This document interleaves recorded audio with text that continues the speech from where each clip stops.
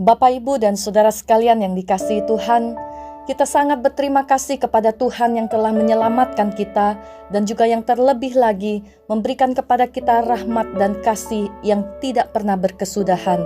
Sehingga pada pagi hari ini kita boleh kembali menghampiri Dia di dalam pengucapan syukur kita, kendati pun kita ada di dalam pergumulan dan pencobaan dunia. Tetapi Allah yang menyertai kita, Allah adalah Allah yang turut merasakan semua yang kita alami, semua yang kita jalani, semua yang kita hadapi. Oleh karena itu, mari saya ingin mengajak kita semua menghampiri tata kasih karunia Allah dengan penuh pengucapan syukur akan kehadirannya di dalam kehidupan kita. Mari kita berdoa.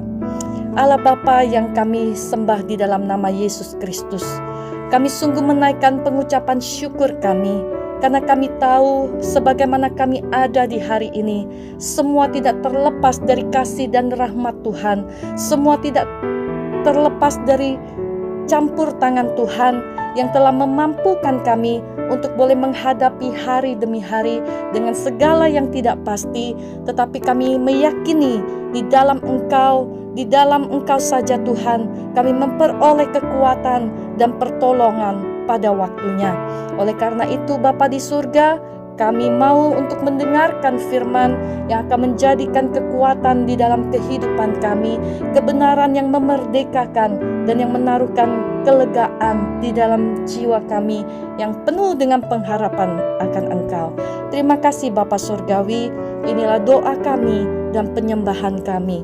Hanya di dalam nama Kristus Yesus, Allah dan penebus kami yang hidup, kami berdoa dan kami bersyukur. Amin. Bapak, Ibu, dan saudara sekalian yang dikasihi Tuhan, saya di dalam pesan pastoral di minggu ketiga bulan Juli ini akan berbagi firman Tuhan melalui surat Ibrani pasal yang keempat, ayat yang ke-14 sampai ayat yang ke-16. Satu bagian firman Tuhan yang sangat indah untuk kita renungkan bersama-sama. Dikatakan di dalam LAI bahwa Yesus sebagai imam besar, karena kita sekarang mempunyai imam besar agung yang telah melintasi semua langit, yaitu Yesus, Anak Allah. Baiklah kita teguh berpegang pada pengakuan iman kita. Sebab imam besar yang kita punya bukanlah imam besar yang tidak dapat turut merasakan kelemahan-kelemahan kita. Sebaliknya sama dengan kita, Ia telah dicobai, hanya tidak berbuat dosa.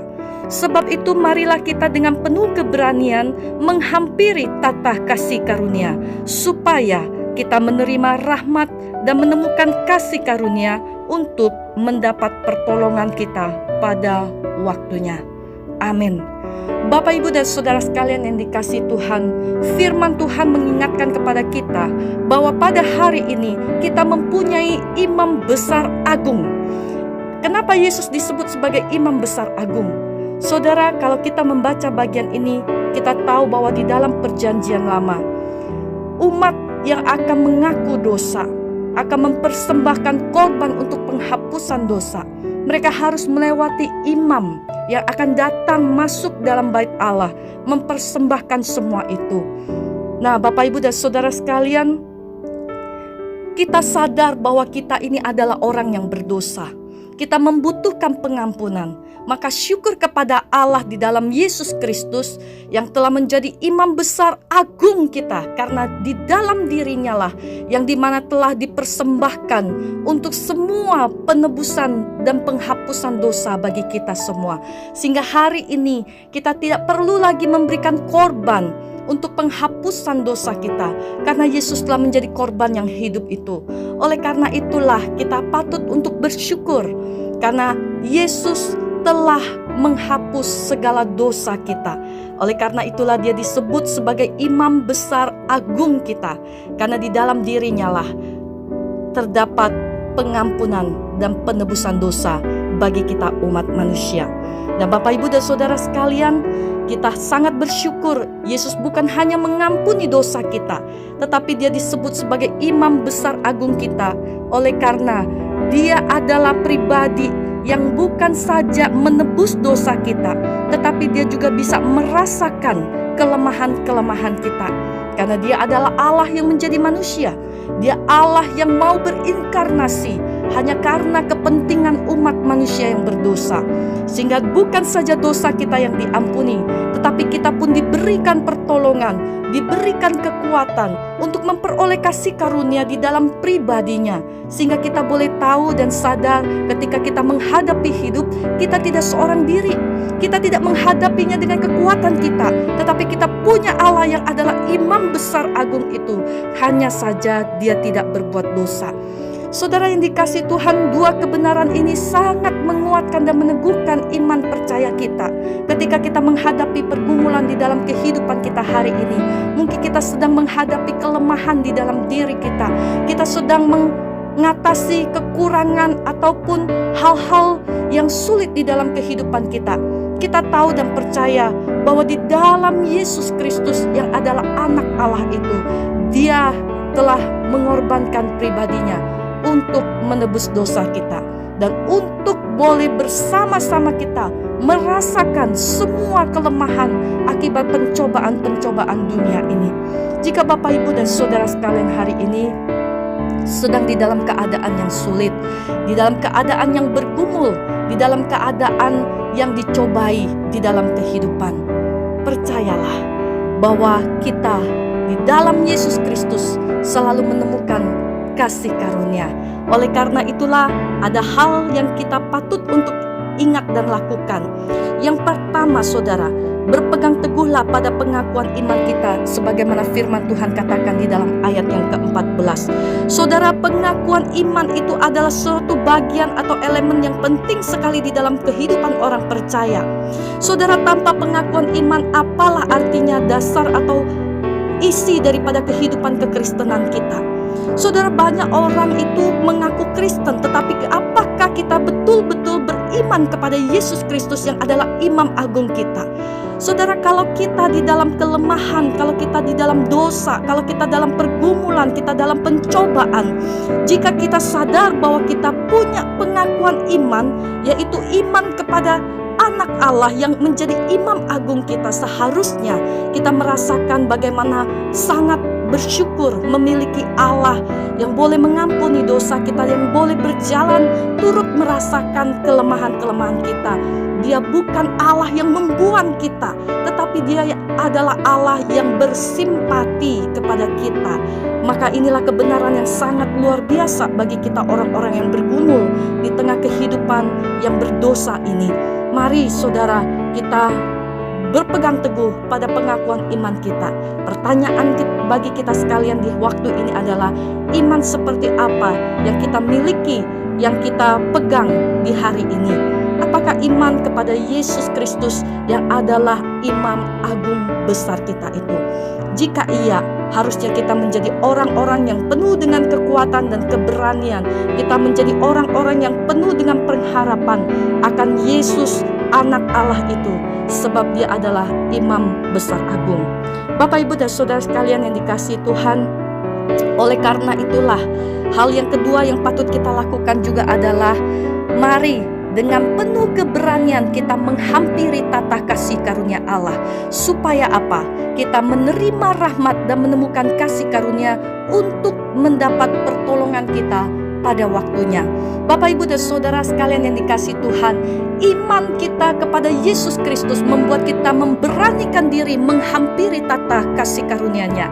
Saudara, kalau kita adalah orang-orang yang sadar Yesus mengampuni kita, Yesus mau mati bagi kita, Yesus mengasihi kita, bukankah seharusnya kita menjadi anak yang tahu untuk bisa mengucap syukur, tahu untuk mencari pertolongan kepada siapa, tahu untuk bagaimana mengandalkan Dia dan mempertaruhkan hidup ini hanya di dalam kemurahan-Nya, di dalam belas kasih-Nya. Dan Bapak, Ibu, Saudara sekalian yang dikasihi Tuhan, mari kita bersama-sama dengan iman kepada Yesus Kristus. Bukan saja Dia mengampuni dosa, tetapi Dia memiliki kasih karunia atau belas kasihan kepada kita yang terus menghampiri Dia. Dengan segala rahmat dan pertolongan kita, dengan segala rahmat dan kasih karunia, kita akan mendapatkan pertolongan pada waktunya. Oleh karena itu, Bapak, Ibu, dan Saudara sekalian yang dikasihi Tuhan, mari bersama-sama pada minggu pagi hari ini kita mengimani dan mengamini apa yang menjadi kebenaran firman Tuhan. Tetaplah berpegang teguh pada pengharapan di dalam iman kepada Yesus Kristus, dan tetaplah menghampiri tahta kasih karunia-Nya, karena kita percaya bahwa di dalam tahta kasih karunia Allah ada rahmat, ada pertolongan, ada kasih karunia untuk kita pada waktunya. Amin. Demikianlah pesan pastoral saya di minggu kali ini. Kiranya Bapak Ibu Saudara sekalian yang bersama-sama merenungkan firman Tuhan di pagi hari ini sungguh beroleh kasih karunia dan rahmat untuk mendapatkan pertolongan pada waktu Tuhan. Mari kita berdoa. Bapa kami yang di surga, hati kami penuh dengan pengucapan syukur.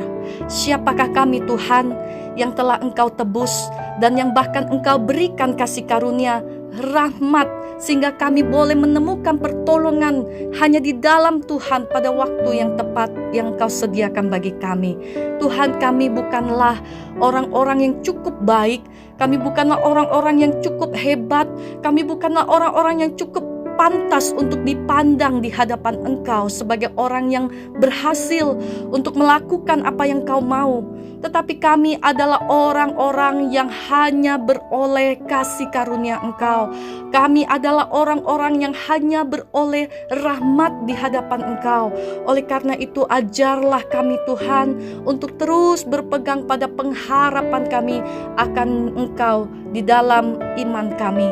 Bapa di surga, kiranya Engkau memberikan kepada kami peneguhan demi peneguhan di dalam perjalanan iman kami, menghadapi pencobaan, menghadapi dosa, menghadapi kehidupan yang sulit atau penderitaan dan lain sebagainya. Kiranya kami sungguh memahami firman Tuhan yang adalah kebenaran yang hidup ini. Terima kasih Bapak. Inilah doa dan pengucapan syukur kami atas segala rahmat dan kasih karunia-Mu. Kami berdoa hanya di dalam nama Yesus Kristus, Allah dan penebus kami yang hidup. Amin. Bapak, Ibu, dan Saudara sekalian yang dikasihi Tuhan, sungguh adalah satu kebenaran yang begitu luar biasa memberikan kepada kita penghiburan dan kekuatan. Oleh karena itu, kita boleh menyatakan syukur kita. Kita boleh terus menceritakan tentang siapa Yesus yang kita punya, Imam Besar Agung itu. Sehingga biarlah segala kemuliaan hanya bagi Allah kita. Bapak, Ibu, dan Saudara sekalian, demikianlah pesan pastoral dari saya. Kiranya semua ini boleh mengembalikan kepada kita semua, menjadikan kita pribadi-pribadi yang terus menggumulkan hidup bersama dengan Tuhan.